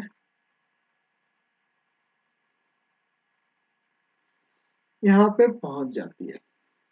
इसको अगर आपको मेजर करना है, ये कंडीशन ए है और ये कंडीशन बी है, और मान के चलिए ये 5 किलोमीटर चलने के लिए 12 मिनट का समय लेती है, तो इसका स्पीड क्या है आप निकाल देंगे। अगर इसका स्पीड दिया हुआ है कि ये इस स्पीड से, मान के चलिए कि ये 80 के स्पीड से चल रही है ये कार, तो स्पीड दिया हुआ है, डिस्टेंस दिया हुआ है, तो आप टाइम निकाल देंगे। ठीक है, अगर टाइम दिया हुआ है, स्पीड दिया हुआ है, तो आप डिस्टेंस भी निकाल देंगे। अगर ये सब कुछ दिया हुआ है तो आप आराम से कैलकुलेशन कर लेंगे, क्योंकि ये चेंज बहुत बड़ा है। इस चीज को आप आंख से देख सकते हैं और कैलकुलेट कर सकते हैं। ठीक है, लेकिन मान के चलिए कि जो कार है उसमें वो स्टार्ट करने के लिए हल्का सा मतलब एक्सीलरेटर लेता है, कार जरा सा आगे बढ़ती है और कार रुक जाती है। उस चेंज को कैसे मेजर करेंगे? उस चेंज को मेजर करने के लिए डिफरेंशिएशन का यूज होता है। ये जो छोटा सा स्मॉल चेंज है ना, स्मॉल चेंज जो है, इसके लिए हम लोग डिफरेंशिएशन का यूज करते हैं और इस चेंज को हम लोग डेल्टा से दिखाते हैं। ठीक है, अब मान के चलिए अगर हम डेल्टा वाई लिख रहे हैं, इसका मतलब क्या है कि स्मॉल चेंज। देखिए, ये आपको पढ़ने की जरूरत नहीं है, ये सिर्फ हम कंसेप्ट के लिए आपको समझा रहे हैं। ठीक है, ये सिर्फ हम लोग इसको यूज करेंगे कभी डेल्टा वाई लिखे तो आप सिर्फ समझ सके कि डेल्टा वाई का मतलब क्या है कि थोड़ा सा परिवर्तन, ज्यादा बड़ा परिवर्तन नहीं। ये कार और ये डिस्टेंस और ये मतलब टाइम और डिस्टेंस, ये सब हमारा चैप्टर नहीं है। ठीक है, ये आपको नहीं पढ़ना है। मार्जिनल रेट ऑफ सब्सटीट्यूशन क्या कहता है कि मतलब परिवर्तन का दर, किस चीज के परिवर्तन का दर? तो ये जो M R S for X मतलब ऑफ एक्स फॉर वाई है ना, इसका मतलब क्या है कि हम अगर देखिए, सबसे पहले तो हम जब M R S X Y लिखेंगे तो इसका मतलब ये है कि हम एक्स के एक यूनिट को बढ़ाने के लिए वाई को छोड़ रहे हैं। कितना छोड़ रहे हैं वो मेजर करना है हमारा। तो एम आर एस उस रेट को बताता है जिसपे कंज्यूमर एक्स और वाई का एक्सचेंज करने के लिए तैयार हो जाता है, उसी सेटिस्फैक्शन लेवल पर बने रहने के लिए। हमको उसी इंडिफरेंस कर्व पे रहते हुए एक्स को बढ़ाना है, तो कितना वाई हम छोड़ेंगे कितना एक्स को बढ़ाने के लिए, इस दर को ही marginal rate of substitution of X for Y कहते हैं।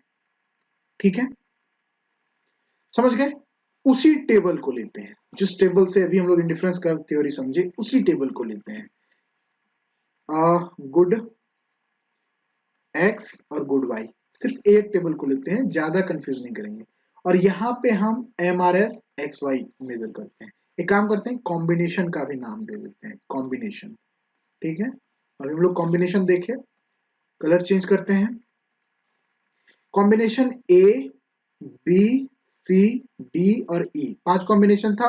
पहले में क्या था कि गुड X1 Y12, दूसरे में क्या था 2 8, 3 तो 5, 4 तो 3, 5 तो 2। जिस भाई से हम पूछ रहे थे कि एक x को बढ़ाने के लिए कितना y आप छोड़ना चाहेंगे, तो कह रहा था ना भैया 4, तो वो जो 4 है वो है MRS। उसके बाद पूछा भैया अब कितना, तो बोला ना भैया अब 3, तो वो 3 है। उसके बाद पूछा भैया अब कितना, तो बोला ना 2, तो 2 है। उसके बाद पूछा अब कितना, बोला अब 1 के देंगे हम, तो 1।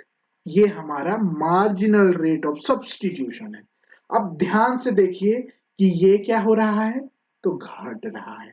4 से 3, 3 से 2, 2 से 1। इसका मतलब ये डिमिनिशिंग होता है। ठीक है, अब कंफ्यूजन दूर हुआ, हो गया ना सारा कंफ्यूजन दूर। MRS/XY क्या होता है, वो रेट जिसपे हम एक्सचेंज करने के लिए तैयार होता है कंज्यूमर, और फिर वो कैसा होता है, तो वो भी डिमिनिशिंग होता है। समझ गए। अब टेबल से तो समझ गए, लेकिन इंडिफरेंस कर्व थ्योरी पे कैसे निकालेंगे आप। इसी MRS/XY को आप इंडिफरेंस कर्व पे कैसे मेजर करेंगे। तो कर्व पहले बनाते हैं, मेजर करना है तो पहले कर्व ना बनाना होगा।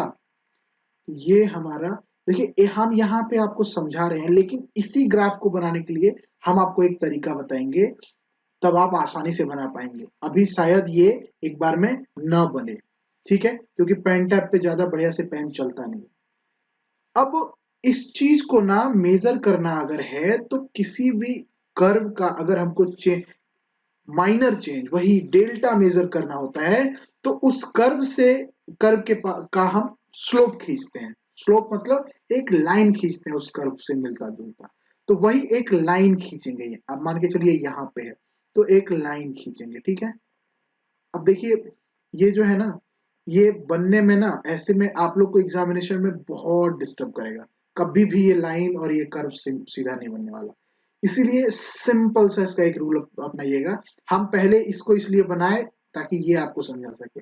अब आप समझ गए, ये अगर कर्व है तो इससे मिलता जुलता हम एक लाइन खींचेंगे, ये उसका स्लोप होगा, और हम इसका ट्राइंगल जो है वो मेजर कर लेंगे। ठीक है, उतना आपको ज्योमेट्री में जाना भी नहीं है, उतना कुछ मेजर नहीं करना, हम सिर्फ समझा रहे हैं आपको। अब आप इस ग्राफ को एग्जाम में कैसे बनाएंगे, तो हम आपको एक सिंपल तरीका बताते हैं, क्योंकि मेरा काम क्या है कि आपके सारे प्रॉब्लम को बिल्कुल हल्का कर देना, इतना हल्का कर देना कि आप मजे मजे में सब करके आ जाए। अब इस ग्राफ को बनाने में कितना प्रॉब्लम हो जाता है, आप एक काम कीजिएगा, एग्जामिनर को क्या पता कि आप पहले क्या ड्रॉ कर रहे हैं, इसीलिए पहले आप वो लाइन स्लोप वाला खींच लीजिए, और इसके ऊपर वो आईसी बना दीजिए। सॉरी, पेन टैब पे पेन मेरा सही से चलता नहीं है। ये देखिए आईसी बन गया ना एक परफेक्ट ग्राफ। ये क्या है, एक्स, ये क्या है, वाई, ठीक है, ये क्या है 0, ये क्या है गुड एक्स, और ये क्या है गुड। देखिए किताब में आपको ये ग्राफ दिख जाएगा, लेकिन पेज पे जब आप बनाने जाएंगे तो दिक्कत होगा। इसीलिए हम सारा चीज जो है वो पेन से आपको बना के दिखा रहे हैं, और आपको बता रहे हैं कि आप कैसे बनाएंगे। ठीक है, ये वो पॉइंट है जहां पे कंज्यूमर इक्विलिब्रियम में है, जहां पे ये स्लोप हम बना रहे हैं वो इक्विलिब्रियम पॉइंट पे हम बना रहे हैं। इसका सिर्फ हम मेजर करेंगे स्लोप। अब थोड़ा कलर चेंज करते हैं। इस कर्व का एक नाम मान लेते हैं, ये स्मॉल टी से लेकर टी तक। ठीक है, अब यहां पे एक ट्राइंगल खींचिए, जितना ये स्लोप ले रहा है इसका एरिया। ठीक है, ये एरिया, इसको पॉइंट ए नाम है, इसका एक पॉइंट बी नाम है। ठीक है, अब यहां पे आप ध्यान रखिए कि इसका नाम है एस, मतलब ये एक ट्राइंगल है कि ये एक त्रिभुज है ए एस बी। यहाँ पे एक त्रिभुज बना है सिंपल। अब यहाँ पे एक चीज ध्यान रखिए कि ये जो ऊपर से नीचे की ओर है, ये क्या है, डेल्टा वाई है, change in small change in Y है। तो नीचे वाला क्या है, डेल्टा x है। ठीक है, अब यहां पे आप एक चीज ध्यान दीजिए कि जो उपभोक्ता है, जो उपभोक्ता है, उपभोक्ता को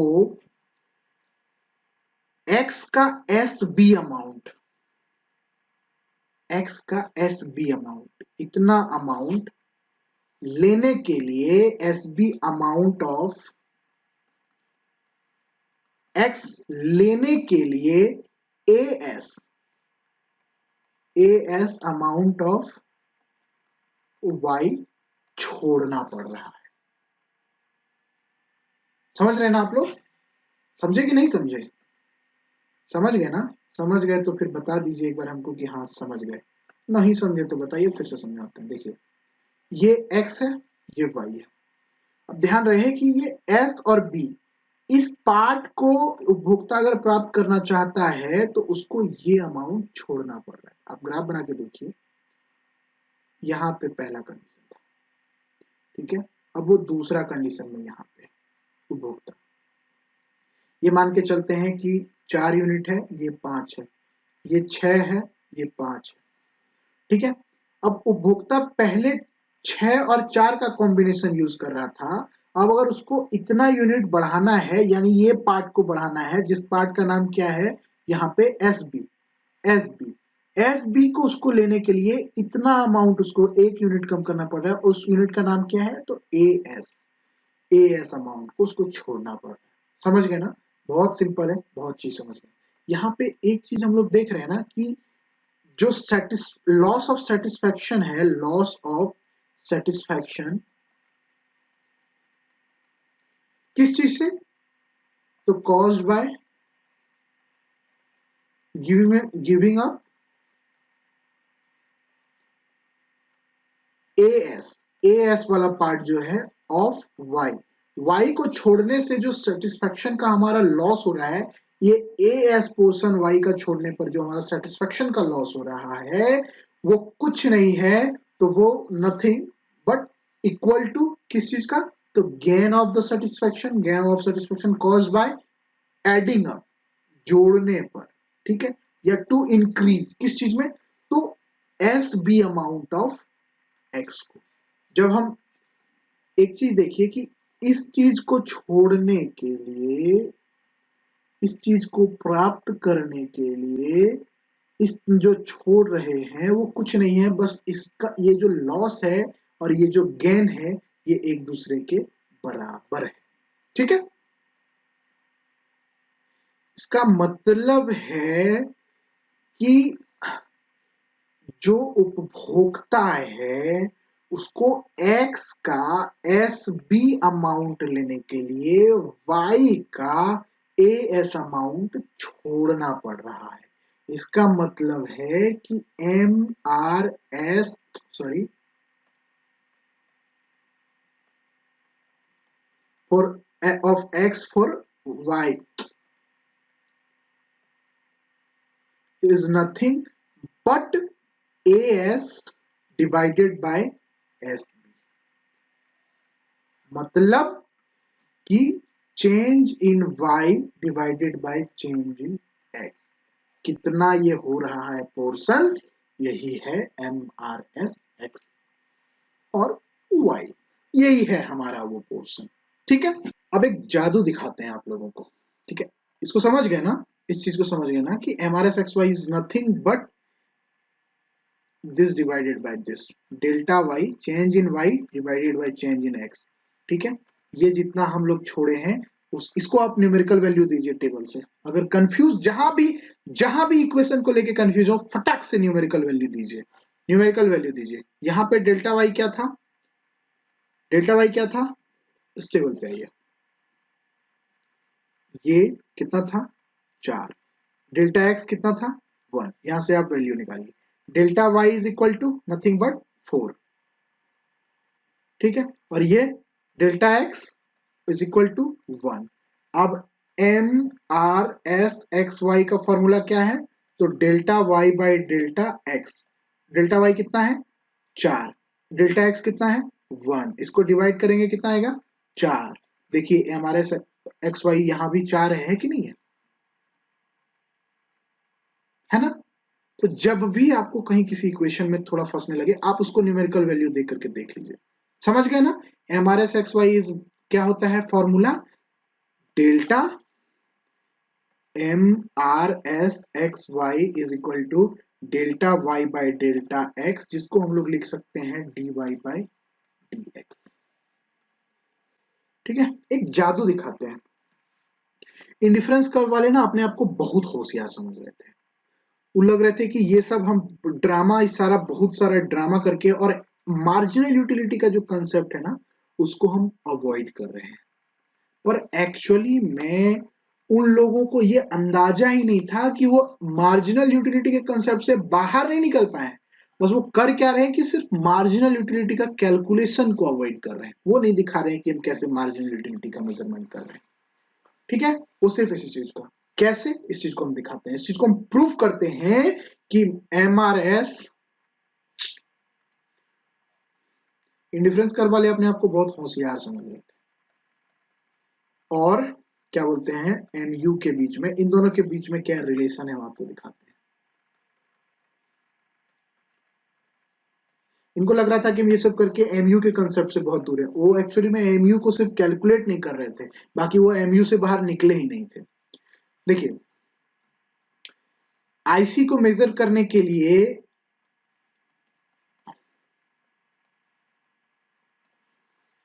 बंडल, जिससे हमें सेम सेटिस्फेक्शन मिलना चाहिए। ठीक है, पूरे आईसी पे हमें सेम सेटिस्फेक्शन मिलता है। ये आईसी बंडल है, कॉम्बिनेशन है, यूटिलिटी जहां हमें प्राप्त हो रहा है AXY का वो कॉम्बिनेशन है जहां से हमें यूटिलिटी मिल रहा है जो कि कांस्टेंट है, वो बराबर है। यही आईसी का क्या बोलते हैं, इक्वेशन है। अब इसका टोटल डिफरेंशिएशन लेते हैं। अगर आपको आता है तो ठीक है, और नहीं आता है तो आपको पढ़ने की जरूरत नहीं है। ऑफ 1, अगर आता है तो ठीक है, नहीं आता है तो पढ़ने की जरूरत नहीं है। ठीक है, टोटल डिफरेंशिएशन का formula delta U by delta X dx plus delta U by delta Y dy is equal to 0, equation 2। Total differentiation इसका लेते हैं।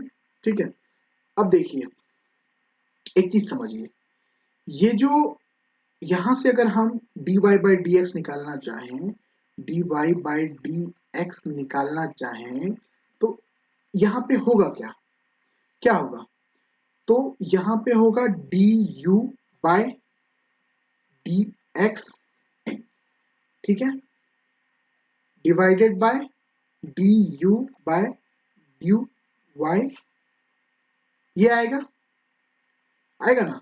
अब यहां से देखिए delta U by delta x. अब एक चीज बताइए, अगर हम ये मेजर कर रहे हैं कि x के बदलने से यूटिलिटी में कितना परिवर्तन हो रहा है, x के एक यूनिट के बदलने से y में क्या परिवर्तन हो रहा है, तो आपको याद होगा कि delta U by delta x is nothing but marginal utility of x, और delta U by delta y is nothing but du by dy is nothing but marginal utility of y।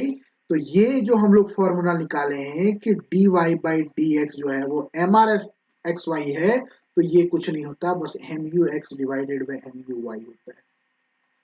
बहुत होशियार बन रहे थे इंडिफरेंस कर्व थ्योरी वाले। हम सिर्फ mathematically prove किए। अगर आपको नहीं समझ में मैथमेटिक्स आता है तो कोई दिक्कत नहीं है, ज्यादा परेशान होने की जरूरत नहीं है। जैसे MRS XY क्या है, तो nothing but MUX divided by MUY। ये अलग हो पाए क्या MU से, नहीं हो पाए। तो हम लोग इंडिफरेंस कर्व क्या होता है समझ गए, मार्जिनल रेट ऑफ सब्सटीट्यूशन क्या है वो समझ गए। इंडिफरेंस कर्व का हम लोग प्रॉपर्टी अभी नहीं देखे हैं, MRS देख लिए। अब हम लोग थोड़ा बजट लाइन देख लेते हैं, या इसको बजट कंस्ट्रेंट भी कहते हैं, ये देखते हैं। फिर प्रॉपर्टी हम लोग अगले वीडियो में देखेंगे। प्रॉपर्टी को हम लोग अगले वीडियो में देखेंगे, जिसमें हम लोग प्रॉपर्टी और इक्विलिब्रियम और डिमांड कर्व को डिराइव कर लेंगे।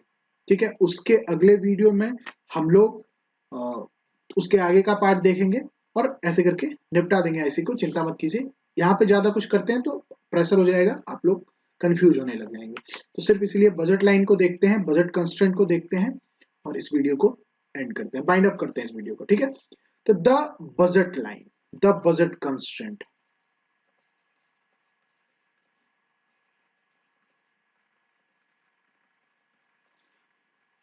कंस्ट्रेंट का मतलब क्या होता है?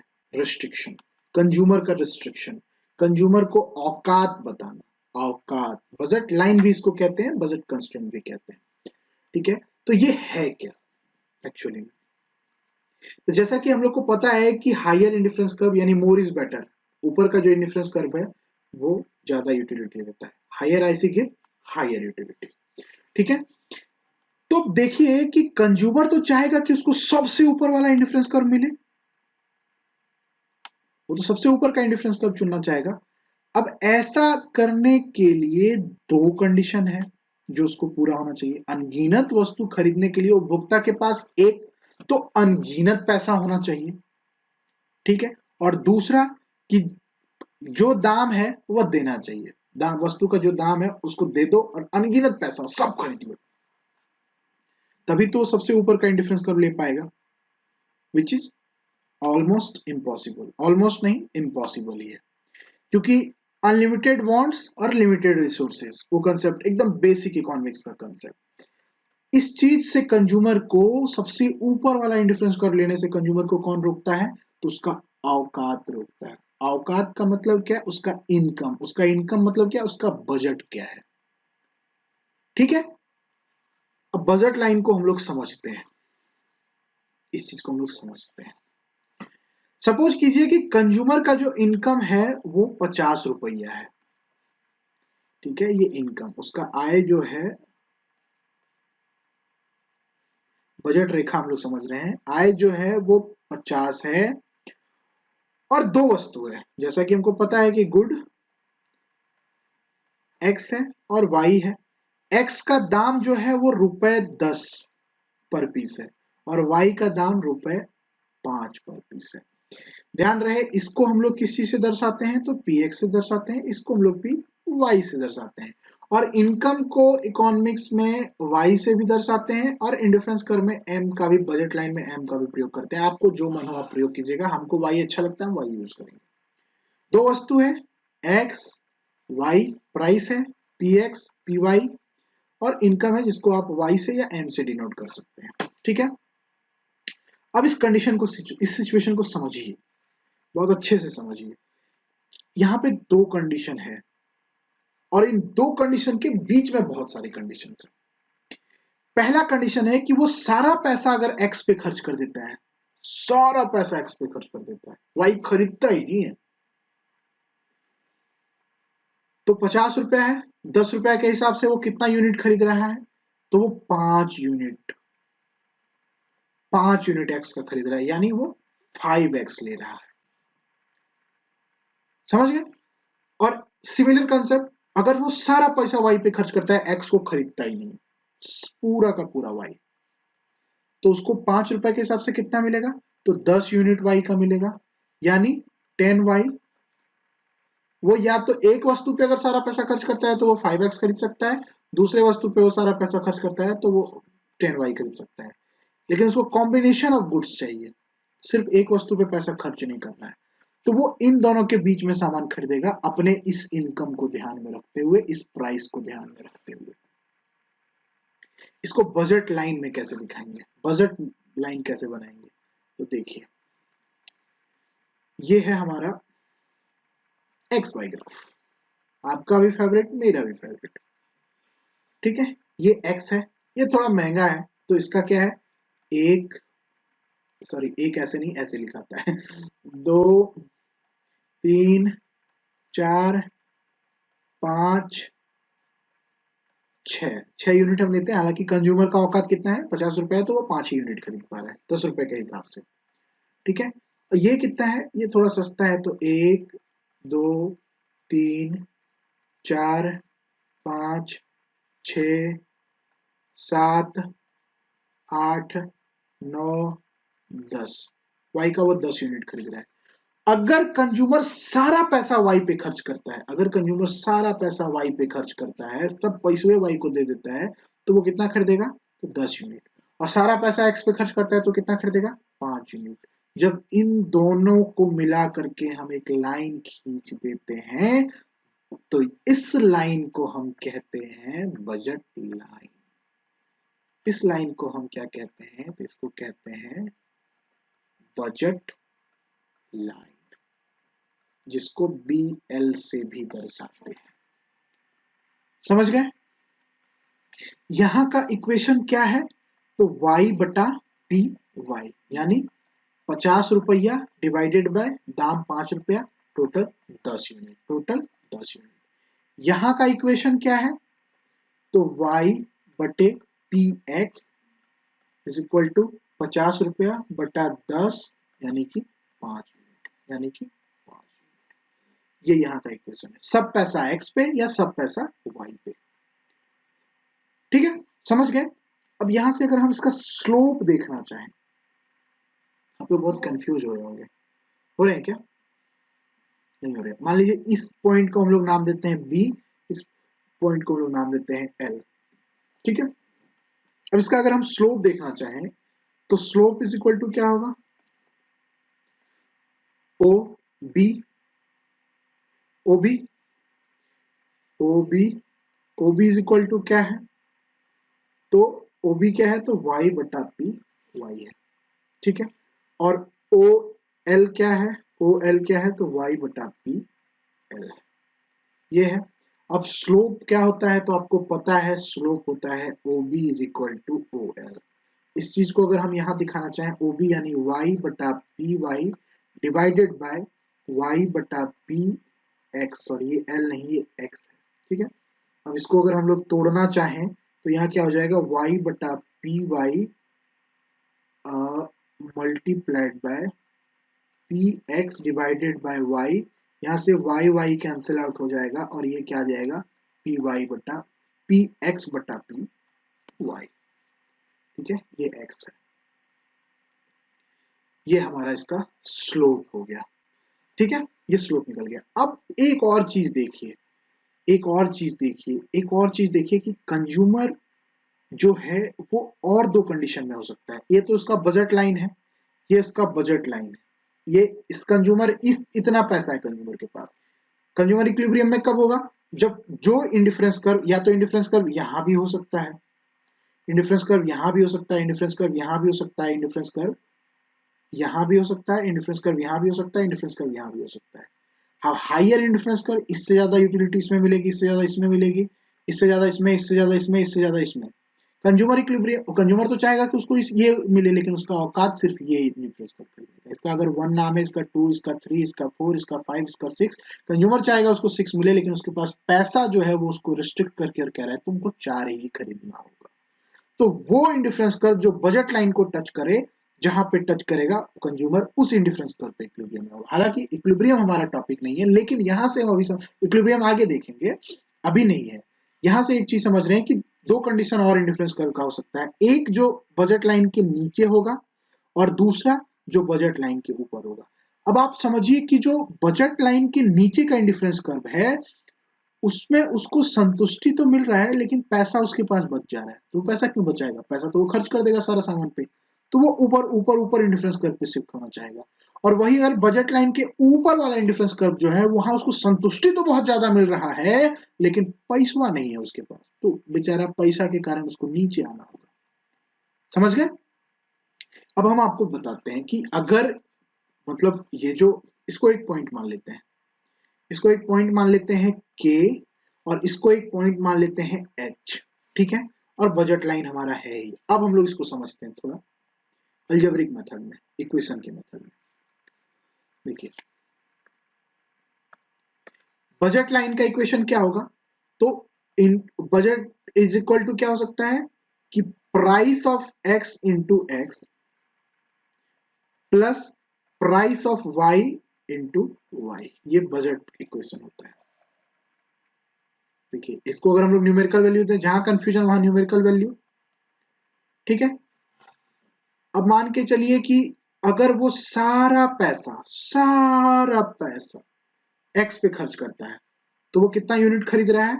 10 गुने 5 प्लस वाई पे क्या खरीद रहा है? वाई का दाम तो है 5 रुपया पर पीस, लेकिन वो वाई पे खर्च कितना कर रहा है? 0। तो उसको क्या मिल रहा है? 50 इज इक्वल टू 50, ये खत्म। ये कंडीशन 1, जब वो सारा पैसा एक्स पे खर्च कर रहा है। जब वो सारा पैसा वाई पे खर्च कर रहा है तो 50 इज इक्वल टू 10 रुपया रेट है एक्स का, लेकिन एक्स को वो कितना खरीद रहा है? तो 0 यूनिट। ₹5 रेट है वाई का, लेकिन वो कितना खरीद रहा है, तो 10 यूनिट। यहाँ भी 50 = 50। ठीक है, समझ गए ना। इन दोनों को जब, ये जो फॉर्मूला है, ये फॉर्मूला है बजट लाइन का।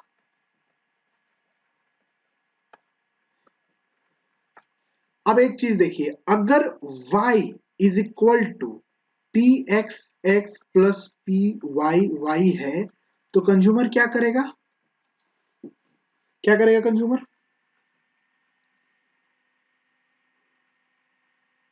इस कंडीशन में कंज्यूमर के पास वो बजट लाइन के नीचे वाले इंडिफरेंस कर्व पे है, मतलब वो के पॉइंट पे है।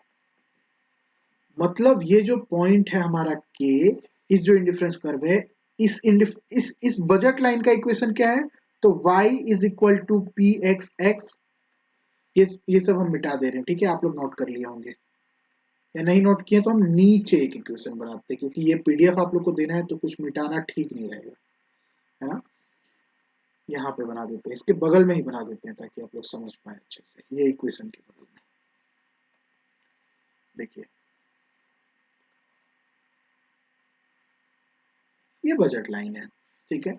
एक कंडीशन यहाँ पे और लिख लेते हैं, फिर कलर चेंज करते हैं। ये एच पॉइंट, यहाँ से कलर चेंज कर देते हैं। ये बी, ये एल, ये ये कौन सा पॉइंट है, तो ये हमारा के, और ये हमारा पॉइंट है एच, ठीक है। ये जो बजट लाइन का इक्वेशन है, ये क्या है, तो P X X plus P Y Y =5। इस कंडीशन में वो बजट लाइन पे है। के वाले कंडीशन में क्या हाल है उसका, तो के वाले कंडीशन में उसका क्या हाल है कि यहाँ पे y y यहाँ पे ज्यादा है, लेकिन वो नीचे के इंडिफरेंस कर्व पे, तो यहाँ पे उसके पास पैसा बच जा रहा है, संतुष्टि कम मिल रहा है, तो इस कंडीशन में उपभोक्ता क्यों रहना पाए, जब उसके पास पैसा है तो वो कम संतुष्टि क्यों लेगा, वो सारा पैसा खर्च करेगा और वो बजट लाइन पे आ जाएगा। इस कंडीशन में, एच की कंडीशन में क्या है, तो यहाँ पे पैसे नहीं है लेकिन संतुष्टि बहुत मिल रहा है, लेकिन संतुष्टि का क्या करेंगे जब औकाते नहीं है, तो इस कंडीशन में कंज्यूमर वापस से बजट लाइन पे आ जाएगा। समझ गए, कंसेप्ट क्लियर, बजट लाइन आप लोग का कंसेप्ट क्लियर हो जाना चाहिए। एक छोटा सा सिर्फ देखेंगे, शिफ्ट इन बजट लाइन, बस लास्ट टॉपिक।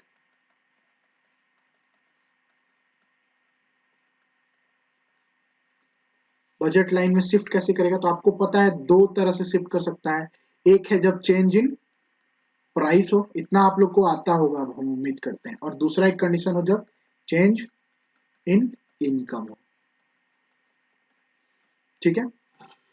ये देखिए, ये उपभोक्ता का एक प्यारा सा बजट लाइन, दो कंडीशन, ठीक है। ये उसका ओरिजिनल बजट लाइन है, ये बी, ये एल, ये बी, ये एल, ये इनकम वाला, ये बी, ये एल।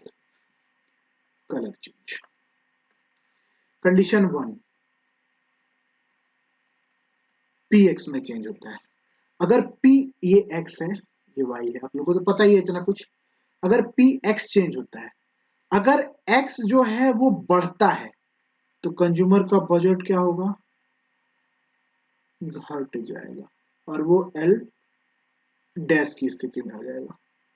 पी एक्स घटता है तो कंज्यूमर का बजट बढ़ जाएगा, क्योंकि वो अब ज्यादा सामान खरीद पा रहा है, तो वो एल डबल डैश की सिचुएशन में आ जाएगा। ठीक है, समझ गए ये चीज। अब मान के चलिए कि पी वाई में चेंज होता है। अगर पी वाई का दाम बढ़ता है, पी एक्स बढ़ता है, तो एल इधर शिफ्ट हो जाएगा, सॉरी ये एक्स पे हम शिफ्ट कर रहे हैं। अगर y क्या बोलते हैं जो है वो क्या होता है, मान के चलिए पी वाई घट गया, तो पी वाई अगर घट गया तो कंज्यूमर अब ज्यादा सामान खरीद सकता है, तो उसका बजट जो है, सॉरी इस पे लाइन सीधा नहीं बन रहा है, पेन टैब पे आप लोग पेपर पे सही बनाइएगा, ठीक है, ऊपर की ओर शिफ्ट कर जाएगा। और पी वाई अगर बढ़ जाता है तो बेचारा कम पैसे खरीद पाएगा, तो वो एल क्या बोलते हैं, एल, ये वो डैश, ये डबल डैश, ये सिचुएशन हो जाएगा इसका शिफ्ट का। समझ गए होंगे, बहुत बेसिक चीज है, नहीं समझे तो बता दीजिएगा कैसे नहीं समझेंगे। अब ये इनकम है ओरिजिनल। अगर कंज्यूमर का इनकम घटता है तो बजट लाइन पूरा का पूरा नीचे आ जाएगा, अगर कंज्यूमर का इनकम बढ़ता है तो बजट लाइन पूरा का पूरा ऊपर चला जाएगा, क्योंकि अब उसके पास B one dash L dash से B double dash L double dash का सिचुएशन है। समझ गए, ये है बजट लाइन का शिफ्टिंग। सिंपल छोटा छोटा कुछ कंसेप्ट हम लोग देखे। अब रह गया है, हम प्रॉपर्टीज देखेंगे, हम इक्विलिब्रियम देखेंगे, हम कुछ एडवांस पोर्शन देखेंगे इसका, तो टॉपिक कंप्लीट कर देंगे। आज के लिए इतना ही। अच्छे से रहिए, बहुत अच्छे से पढ़िए, क्योंकि आप लोगों को 210 से ज्यादा मार्क्स लेकर आना है, स्पेशली हिंदी माध्यम वालों को। अंग्रेजी माध्यम वाले तो लेकर आएंगे ही, आपको भी लेकर आना है। ठीक है, तो मिलते हैं अगले वीडियो में, तब तक ये सब अपना ख्याल रखिए, अच्छे से रहिए और पढ़ते रहिए। तब तक जय हिंद, जय भारत।